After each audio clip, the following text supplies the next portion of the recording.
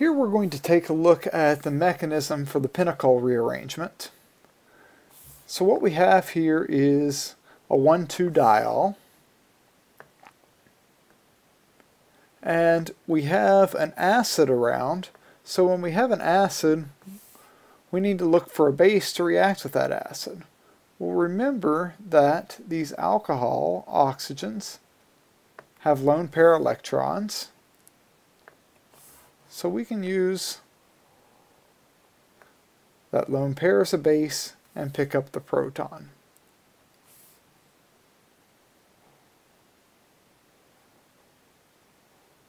Okay, if we do that, we generate OH2 plus, and on this side we just keep our OH.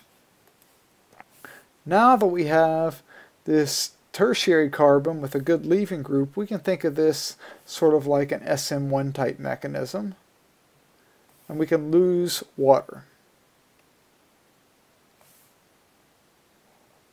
When we do this, we're going to form a carbocation at that position.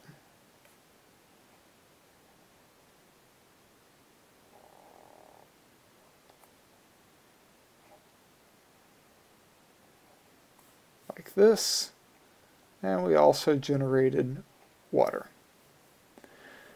Now normally tertiary carbocations are quite stable and they don't rearrange, but for this Pinacol rearrangement it's sort of a special case. And we'll see why here in a second. So let's go ahead and do a methyl shift. So we'll shift the methyl over there and put the carbocation at this position. If we do that on this side, we just get these three methyl groups, and then over here we still have one methyl, our OH, and our carbocation from the rearrangement. Now why did we rearrange a tertiary carbocation to another tertiary carbocation? Well, the reason is due to stability. So this rearranged carbocation here is actually more stable than the original carbocation due to resonance stabilization. So here we have lone pairs on this oxygen, so we can push those down and draw a resonance structure for this. And remember, resonance is always going to help us stabilize things.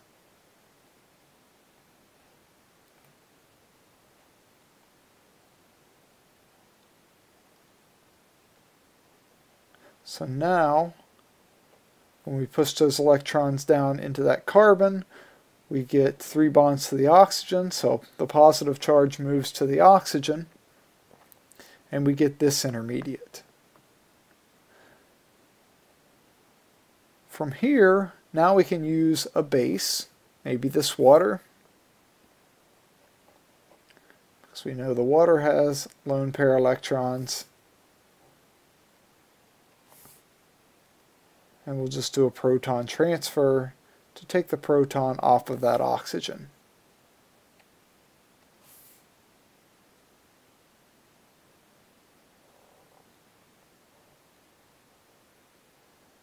When we do that, we get this ketone,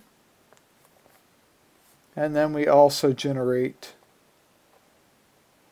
our acid back out of the reaction that can continue the process.